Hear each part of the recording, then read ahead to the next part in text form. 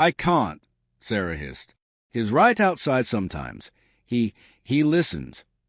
The operator paused again. Do you know the person?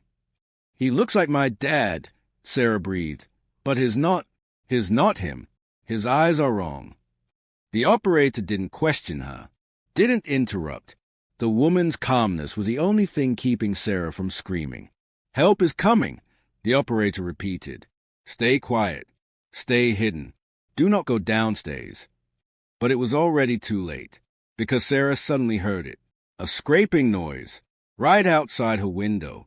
Her blood went cold. Slowly, painfully, she turned her head. Something was moving in the bushes. Something tall. Something shifting its weight. She could see the silhouette rising slowly, like a shadow stretching into a human shape. Then a face appeared in the glass.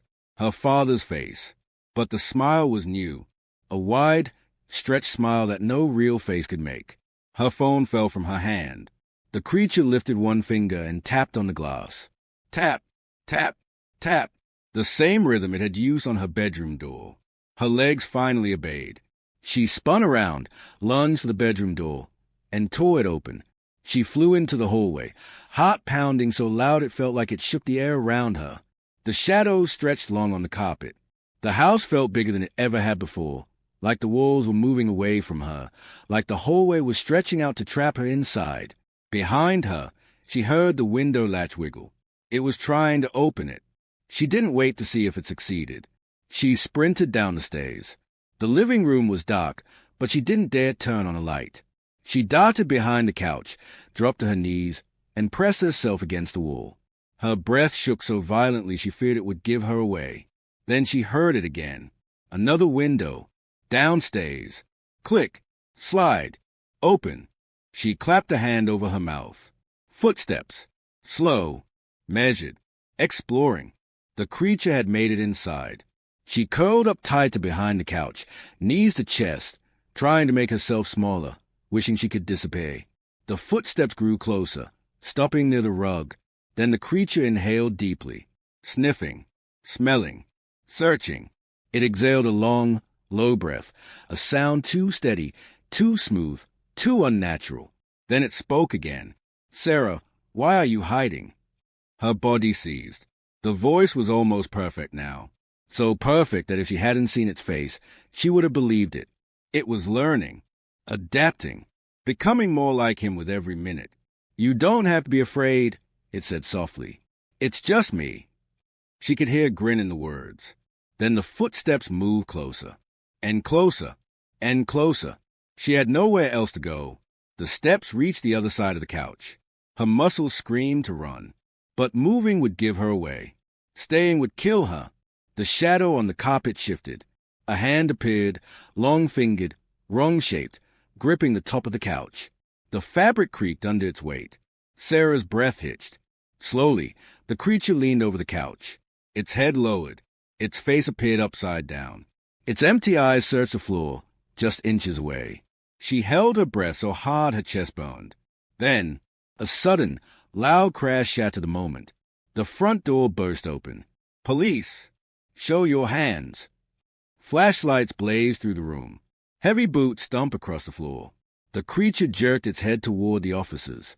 Its body straightened in a single, unnatural movement, like a puppet being yanked upright. The flashlight beams landed on it. Sir, stay where you are. For a moment Sarah thought maybe, just maybe, the police would save her. But then she saw its face twist. Not in fear, in annoyance. The creature lunged. The officers fired. Gunshots exploded, echoing through the house like thunder. Sarah covered her ears and ducked her head, her whole body shaking. She heard shouting, yelling, something heavy crashing into a wall. Then silence. Long, awful silence. She didn't move, not even when a flashlight beam swung toward her. Not even when an officer knelt nearby, calling her name. She couldn't move. Her body finally unclenched only when she heard the officer say, "It's okay. We've got you." But Sarah already knew they didn't, because as the police helped her stand, her eyes drifted past her shoulders to the broken window. There was no body, no blood, no sign that the creature had ever been shot. The officers searched the room, shouting commands, checking corners. But it was gone. Gone. And was. As they guided Sarah outside into the cold night air, she caught a glimpse of something across the street. A tall figure, standing perfectly still, watching her, and smiling. Her stomach dropped. Her knees nearly buckled. Because that smile, that impossible, stretched smile, was the same one she'd seen press against a window. The creature hadn't fled. It had simply moved. Closer. The officer beside her radioed back up, unaware of the thing standing across the road. But Sarah knew, and the creature lifted one hand, not waving, pointing, at her, as if choosing her, claiming her. And then it took one step forward, and another, coming straight toward her. Sarah's lungs refused to work. The cold night air around her felt sharp, slicing instead of soothing. The police officers flanking her were shouting into radios, calling for backup, unaware that the danger wasn't behind them. It was directly across the street, stepping out of the shadows like it had all the time in the world. The creature took another step, slow, precise, almost curious. Its head tilted slightly, as though studying the officers circling Sarah. Its eyes, those dead, unlit eyes, flicked between them without any sign of fear. If anything, it seemed amused. Sarah whispered, "No, no, no," but no sound came out. Her voice failed her at the moment she needed it most. One officer turned toward her. "What's wrong? Are you hurt?"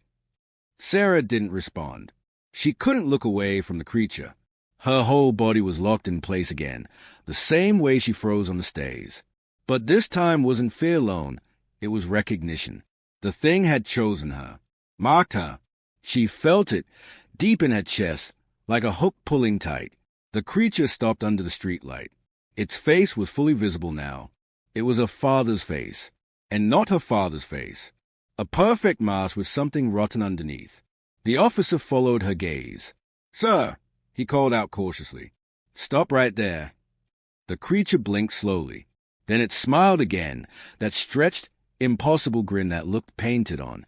The officer tightened his stance. "So, do not come any closer." Sarah finally found her voice. "Don't shoot. It's not. But she couldn't finish the sentence, because finishing it meant admitting what she'd seen. Saying it out loud would make it real. And some part of her still hoped she was dreaming. The creature took another step. The officer raised his gun. "Stop." But it didn't stop. It moved faster this time, not running, but gliding, like its feet barely touched the pavement. The streetlight flickered as it passed under it, and a strange buzzing sound erupted in the air, like electricity frying something invisible. Two more officers drew their weapons. "Stay back," one shouted. Still, the creature advanced. Sarah grabbed the officer's sleeve. "Please, you don't understand. It's not human." He shoved her gently behind him. "Get back. We'll handle this." But they couldn't. They had no idea what they were dealing with. The creature paused again, as if deciding something. Then its neck cracked loudly, jerking its head to the side at an unnatural angle. The officers flinched. A low, rumbling noise vibrated from its chest. Not a growl, not a human sound. Something deeper, older, wrong. The officers tensed. "Fire!" someone yelled.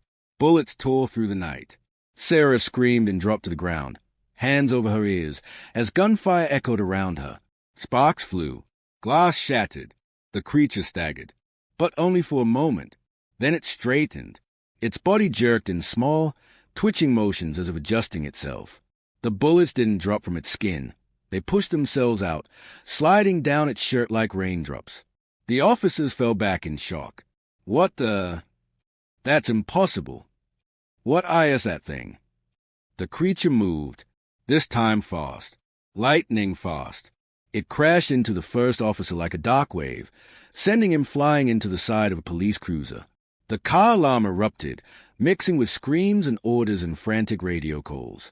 Another officer swung his flashlight at its head. The creature caught the flashlight midair, not like someone catching a thrown ball, but like it had known exactly when and where it would be. Its hand clamped around the metal, crushing it until the glass burst. The officer stumbled back.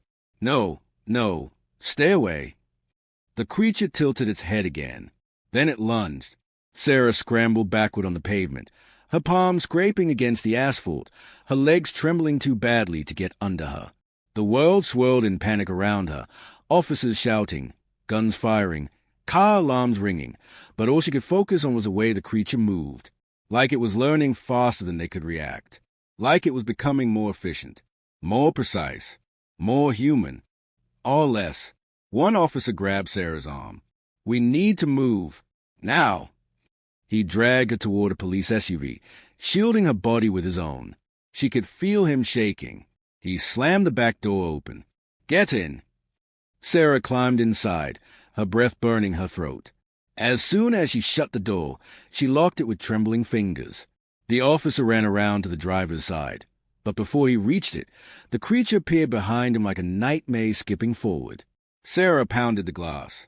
"Run, please." But he didn't hear her, or he didn't move fast enough. The creature grabbed him by the back of his vest and lifted him off the ground like he weighed nothing. His feet kicked wildly. His hands clawed at the creature's grip. He tried reaching for his gun, but he couldn't.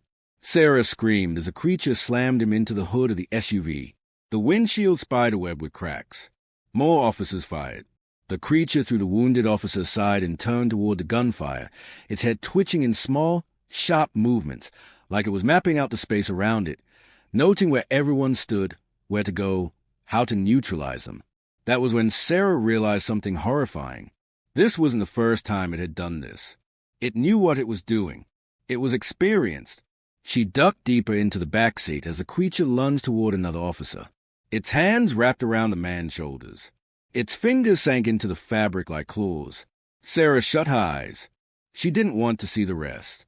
She only forced them open again when she heard the sudden roar of an engine. Another police vehicle skidded into the street, lights flashing. The creature turned, its empty eyes narrowing, studying the new threat. The driver of the new vehicle leaned out the window. "Hey!" The creature twitched. The officer aimed. "No," Sarah whispered weakly. "No, no, don't." But the gunshot erupted. This bullet didn't hit the creature's body. It hit its face. And this time, something happened. The creature staggered backward. Its head jerked. Its body spasmed. A strange black fluid, too thick to be blood, dripped from its cheek. Sarah stayed in shock. It finally bled. She didn't know if that was good news, or the worst news of all, because the creature slowly lifted its hand and touched the wound on its face, then looked at the black fluid on its fingertips. It seemed surprised, then excited. Its lips curled into the widest, most unnatural grin yet, like it had just learned something new. Then it lunged at the newest officer. The man tried to shout, but the creature was too fast. It slammed into the vehicle, knocking it sideways. The car screeched against the pavement, spinning half a circle before stopping. The creature dragged the officer out through the shattered window. Sarah couldn't watch. She covered her ears and curled into a tight ball on the seat, tears running hot down her cheeks. The screams outside faded. The gunshot stopped. The lights flickered. Then silence again. Terrible, heavy silence. She didn't want to lift her head. She didn't want to know who was still alive. But she had to. She forced herself to sit up slowly, her whole body trembling. The creature stood in the center of the street. Alone. Every officer, unconscious or worse, lay scattered around like fallen leaves. It turned its head and looked directly at the police SUV Sarah was in. Its smile widened. Then it began walking toward her. Daniel's mouth opened, but no sound came out. His eyes locked onto the door as if something beyond it was pulling his attention like a hook lodged deep inside his skull.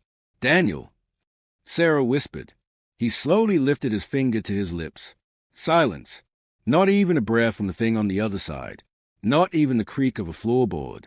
It was the stillness of a predator waiting for the perfect moment to strike. After nearly a full minute of choking silence, Daniel slowly backed away from the door and mouthed 3 words Sarah read perfectly from across the room. "It knows we're awake." Her heart stopped. Not skipped. Stopped, because she knew exactly what he meant. The creature wasn't just pacing. It wasn't just taunting them. It was listening. Listening for weakness. Listening like it was memorizing them. Who breathed the loudest. Who moved the fastest. Who would be the easiest to take first? Daniel presses back against the wall, forcing slow breaths, keeping his eyes away from the door as if looking at it would invite the thing in. "It's studying us," he whispered. "It's learning." Sarah felt her knees weaken. It already knows too much. Daniel swallowed so hard she heard the click in his throat.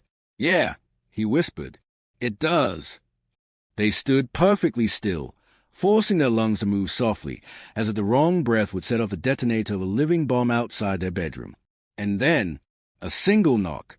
Not loud, not fast, just one gentle, curious knock, like the creature was asking. Sarah covered her mouth to stop herself from screaming. Daniel stepped closer to her, his voice barely a breath. "It wants us to respond." They waited. 5 seconds. 10. 20. A hushed whisper slithered under the bottom of the door like smoke.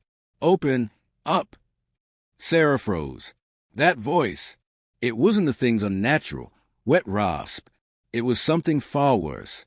It was Daniel's father's voice, but with a distortion beneath it, something stretched and wrong, like the words were forced through broken bones and shredded vocal cords.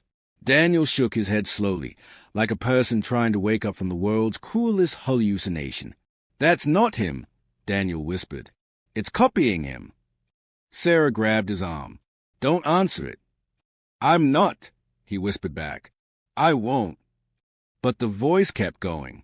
Softly, sweetly, almost playful. "You're not safe in there. Danny, let me in." Sarah felt the temperature in the room drop so sharply her breath fogged. Daniel leaned in closer to the door without realizing he was doing it, like the voice tugged him forward with invisible strings. The creature repeated, "Danny, I know you're awake."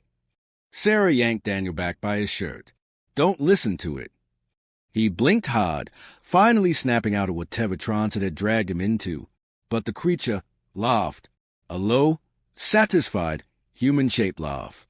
A laugh that sounded like someone wearing the memory of Daniel's father like a mask. Then the footsteps moved away.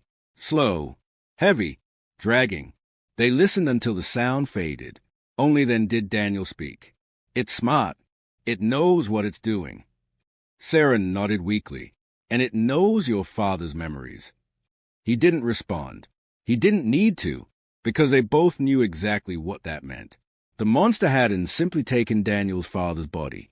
It had taken his mind, his voice, his past, his everything. And now it was using all of that to get to them. The less extreme event, the plan they never wanted to make. An hour slipped by, maybe 2.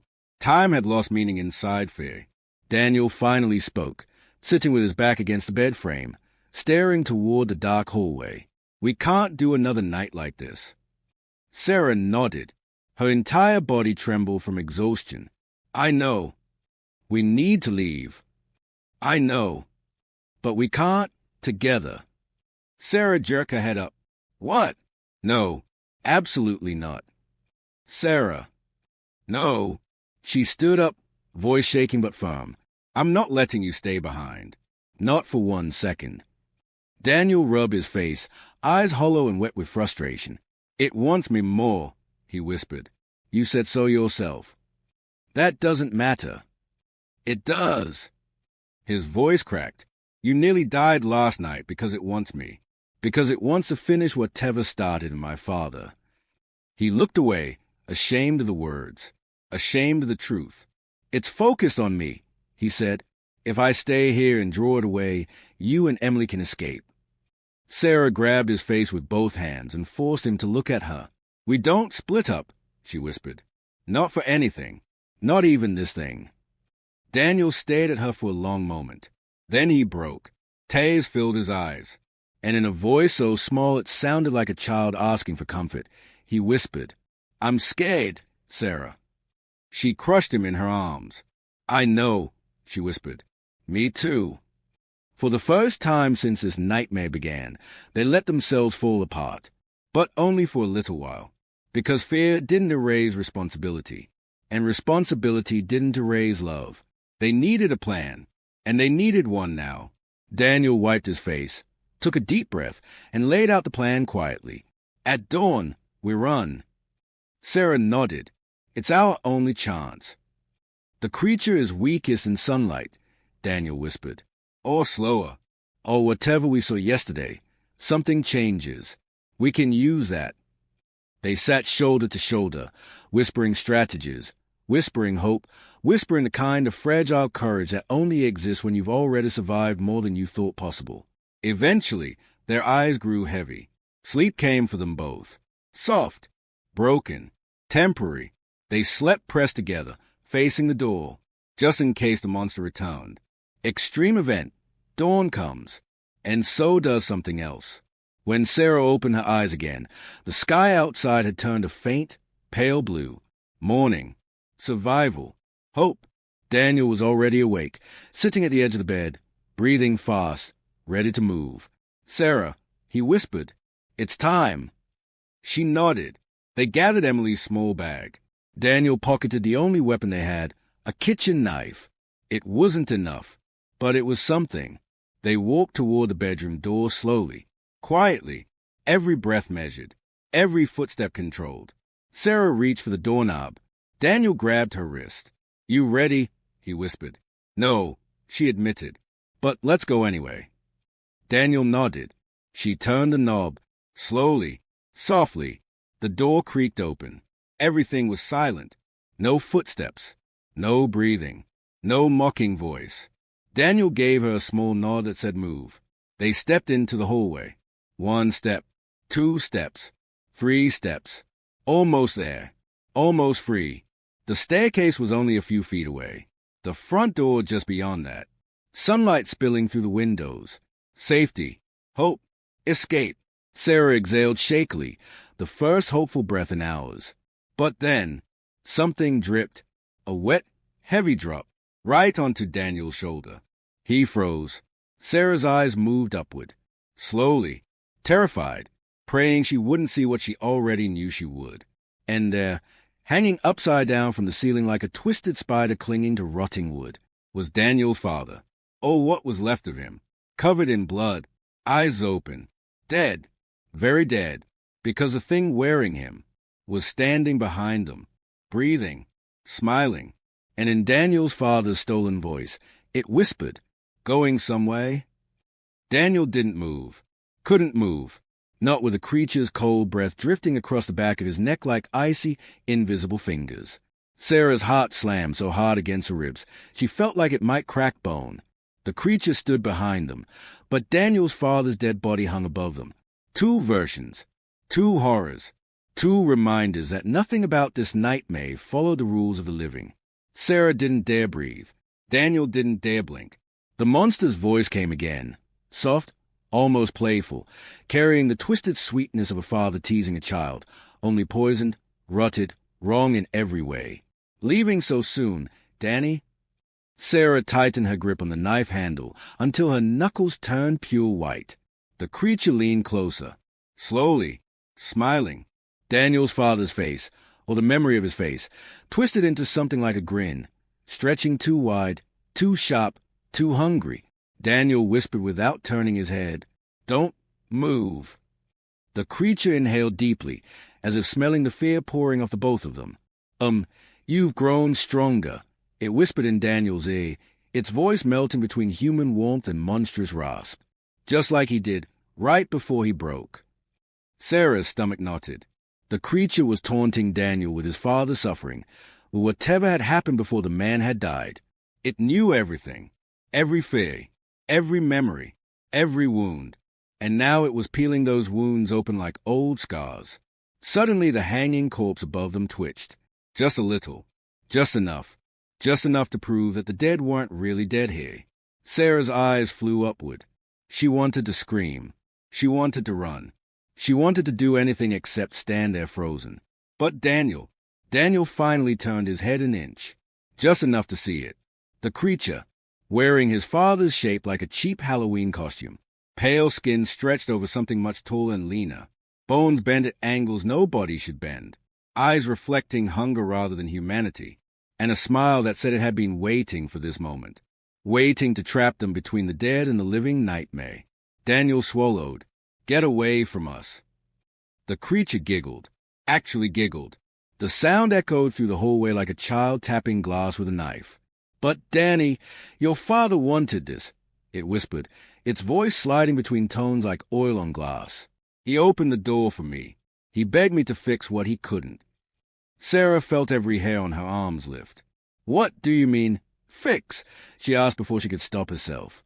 The creature lifted its head slowly, as if savoring the question. "Oh, sweetheart, didn't he tell you?" A wide grin split its face unnaturally, almost ear to ear. "He wanted to save you. From him." Sarah took a step back without meaning to. Daniel's breath hitched. My father would never hurt Sarah. The creature leaned close enough that Daniel's hair moved with its breath. "But he thought he might," it whispered. "His temper." Its head cocked sharply. "His darkness." Another tilt, sharper. "He feared you would inherit it." Daniel froze. Sarah's heart crumbled. This thing wasn't just speaking. It was weaponizing the most private parts of their lives. Their fears, their past, their vulnerability. Daniel stepped backward, pulling Sarah behind him in a protective motion. "Whatever you are, you're lying." The creature's eyes softened, eerily, disturbingly gently. "Am I?" The corpse above them twitched again. And then something cracked. Not loud, not violent, just a soft, sickening snap of tendon or bone. The corpse's head turned, directly toward Daniel, directly toward Sarah. Its jaw unhinged with a slow, dripping crack, and from the torn throat came a crushed, wet whisper. "Run!" Sarah screamed. Daniel grabbed her hand. "Hard! Go!" They tore down the stairs. The creature screeched behind them, the sound stabbing the walls like shards of glass. The house shook. Something slammed against the railing. Something sprinted across the ceiling. Something growled with a voice that no longer resembled Daniel's father at all. Something deeper, older, hungrier. They bolted toward the front door.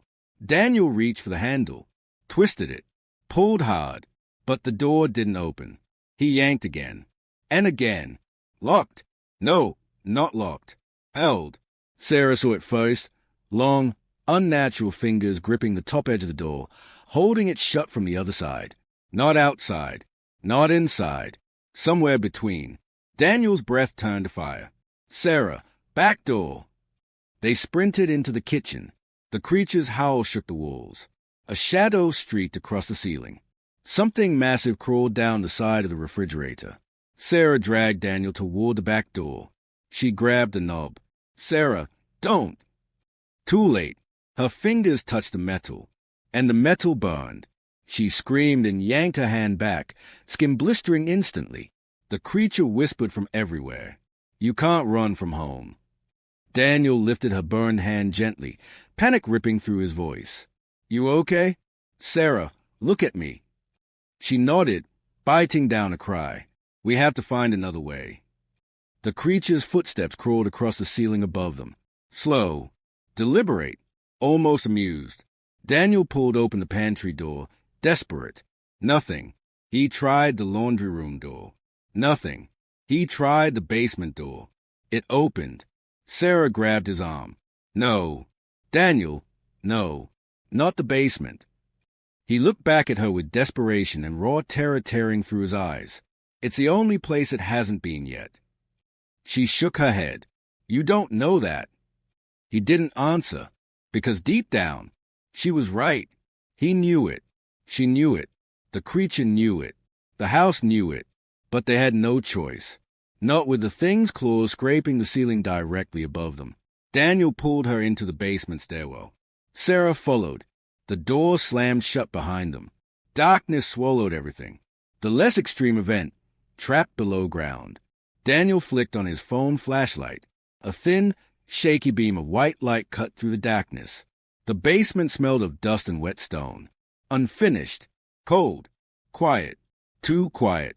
Sarah's voice trembled. "Daniel, it's a basement. There's no way out." "Yes, there is." "What? Where?" He moved deeper, scanning the walls. "My dad worked down here a lot. He said something about a crawl space he used to store old tools." Sarah blinked through the dim glow. "A crawl space?" "Yeah." It connects under the foundation. If we can get inside and make it to the far side, we come out behind the house. The sunlight's hitting that side heavily. Sarah felt a small flame of hope spark inside her. A tiny one. Fragile. Barely alive. But real. Daniel kept the light steady, checking the far wall. Boxes. Old furniture. Sheets covering shapes. A rusted toolbox. Cobwebs stretching like thin ghosts across beams. Finally, he stopped. There! Sarah saw it too, a small wooden hatch near the floor, half covered by a dusty tarp. Daniel pulled the tarp away. The hatch had a metal latch, rusted with age. Daniel tugged it. It didn't open. He pulled harder. Still nothing. Please, come on, he whispered, voice breaking. Sarah put her hand on his back. Try together. They pulled. Harder, harder, and crack! The latch snapped. The hatch door flew upward. A rush of cold air hissed out of the darkness below. Sarah covered her nose. It smells like dirt. Daniel nodded. And freedom. He shined the phone light down. A narrow tunnel stretched into darkness, barely big enough for someone to crawl. Sarah swallowed. It wasn't ideal, but it was hope. Daniel turned to her, holding her shoulders. You go first. I'll follow right behind. No, you first. Sarah, please. If anything happens, you need to be there to pull me out. He hesitated, then nodded. Okay. He leaned in and kissed her forehead. You're the bravest person I've ever known. She shook her head. I'm terrified. That's why you're brave. They knelt by the hatch. Daniel took a deep breath, then another. Then he positioned himself and began to slide into the crawl space. Sarah waited until his legs disappeared into the darkness. Daniel. I'm here, his muffled voice answered. Follow my light. She took one last breath of basement air and crawled into the darkness after him. The earth pressed in around them. Cold dirt walls brushed their arms. Roots dangled like thin fingers. Dust and soil filled the air with a dry, suffocating smell. The light ahead of her was the only thing keeping her from panicking. Daniel, her anchor, her hope, her everything. Almost there, he whispered. It opens up a little ahead. Sarah nodded even though he couldn't see her. She crawled faster, pulled by determination, by fear, by love. But then, something above them creaked. Not the house, not wood. Something heavier, something crawling. Sarah froze. Daniel, she whispered. He paused. Yeah. Do you hear that? He listened. For a moment, there was nothing. Then, scrap. Something dragged its claws across the basement floor, directly above the crawl space. Daniel whispered sharply. Go. Sarah, go now. Sarah crawled faster, and faster. The ceiling above them cracked softly. Soil trickled down. Daniel pushed her forward. Hurry. The creature's growl vibrated through the dirt. It had found the basement. It had found the hatch. It had found them. Sarah could see a faint glow ahead, sunlight seeping through cracks at the end of the tunnel. Almost there. Almost. When suddenly Daniel screamed. Sarah, run! Something grabbed his ankle. Hard. Pulling him back into the darkness. Sarah screamed. Daniel's light flickered violently. The tunnel shook. The creature roared. And then, the earth above them collapsed. Right between them. Separating them. Sealing Daniel behind a wall of dirt. And Sarah alone in the tunnel.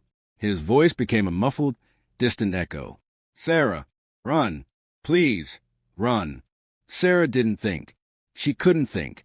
Not with Daniel's screams muffled through a wall of packed earth and the creature ripping through the basement above him like a hurricane hunting a single heartbeat.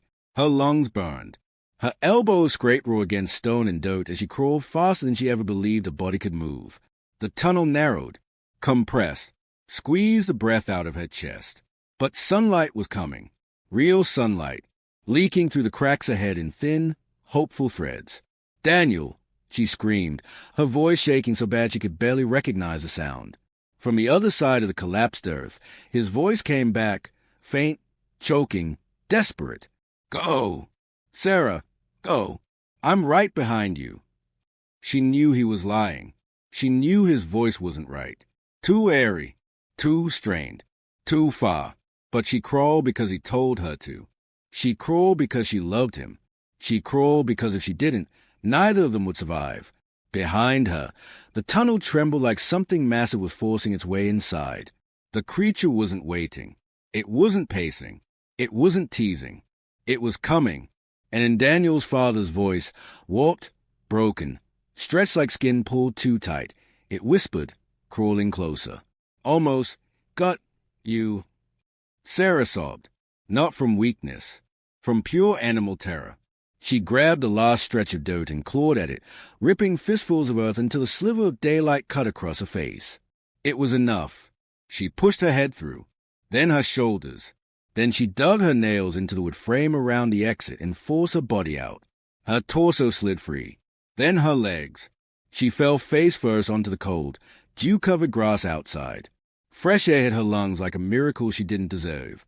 Her body trembled uncontrollably, dirt thick in her fingernails and hair, the taste of soil in her throat. But she was out, alive, outside. But Daniel. She scrambled to her feet and spun around. The crawl space entrance gaped open like a wound. Dark, still, silent. Daniel, she shouted, dropping to her knees. Daniel, I'm here. Come on. For a long moment, nothing happened. No movement, no sound. Just a soft breeze of early morning brushing against the tall grass. Then, a hand shot through the opening. Sarah screamed and scrambled backward, heart exploding in her chest. Sarah, help me. Daniel's voice cried from below. She crawled forward again, reaching for his hand. But something was wrong. His hand wasn't moving right. Stiff, bent wrong, pale, too pale. She froze. Daniel, let me see your face. Silence. Then Daniel's voice, too gentle, too calm. Just pull me, sweetheart. Every instinct in Sarah's body screamed. Every hair on her skin stood up. Every nerve begged her not to touch him. Daniel, she whispered through tears, say something only you would say. Another terrible silence. Then the hand twisted, snapped, bent backwards unnaturally, and in a deep, ancient voice that had nothing human left in it, it rasped. Love is such a weakness. Sarah recoiled, screaming as the creature's hand lunged for her ankle. She kicked wildly, hitting bone, hitting flesh, hitting something that screamed in two voices at once. She scrambled backward, slipping in the grass, sobbing, sprinting away from the crawl space. Behind her, something thrashed inside the tunnel, pounding against the wooden frame, shrieking with rage as sunlight poured across the ground. The creature's screams grew sharper, like burning, like tearing, like something ancient being forced back into the dark. And then, silence, real silence, heavy and chilling and absolute, the kind of silence that meant the creature was gone. But Sarah didn't cheer, didn't breathe, didn't hope, because Daniel was gone too. The person she loved more than anything vanished into the darkness with the monster that stole him. Sarah collapsed on her knees in the grass. Her sobs tore through the quiet morning air, shaking her entire body. She pressed her forehead to the ground, fingers digging into the earth as she cried harder than she ever had in her life. Daniel, please, please. But the ground didn't answer. The house behind her loomed silently, hollow and monstrous in the daylight. The place where the nightmare began. The place where she lost him. The final choice. She stayed there for a long time. Minutes, maybe hours. The sun rose higher, warming her face, drying her tears, filling the world with light she no longer trusted. Eventually, she forced herself to stand. Her legs trembled. Her hands still burned. Her chest felt carved out. But she stood, because Daniel would have wanted her to. She approached the crawl space entrance one last time. Sunlight filled the opening now. No shadows, no breathing, no voice, just emptiness. Still shaking, she whispered, I love you. The breeze carried the words into the tunnel. No answer came. And that was answer enough. 1 year later, Sarah didn't return to the house. Nobody did. The authorities who arrived weeks later found nothing inside. No body, No creature, no sign of Daniel or his father. Just dust. And a house that felt wrong. Too wrong. The kind of wrong that made even professionals step outside for fresh air every few minutes. The house was condemned, boarded up, left to rot. Sarah moved into a small apartment in a quiet part of the city. She saw a therapist. She kept Emily's daughter, Lily, safe, loved, cared for. Sarah rebuilt her life one tiny piece at a time. But the nightmares stayed. Every night. Same whisper, same cold breath, same voice. Leaving so soon, sweetheart. But she kept going.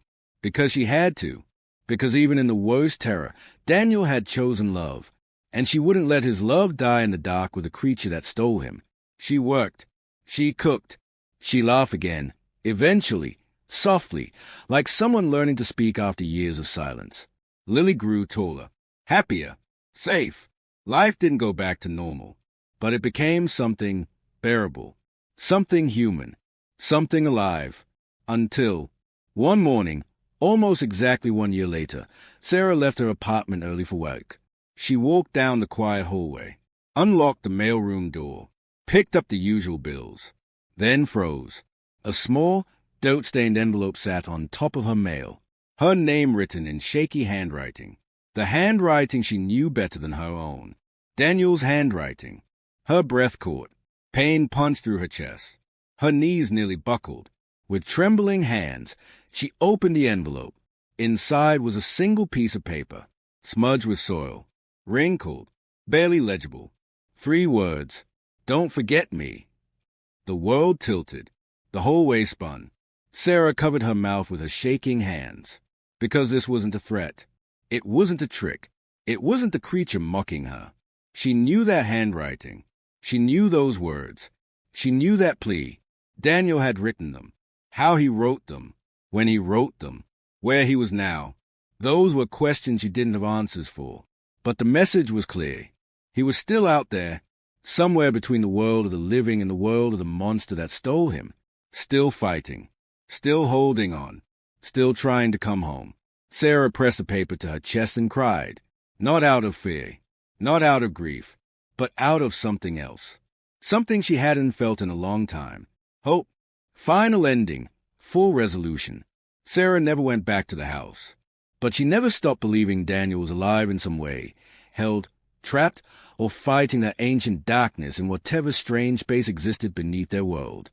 Every morning, she folded his note carefully and placed it near her bed. Every night, before sleeping, she whispered the same promise into the dark. I won't forget you.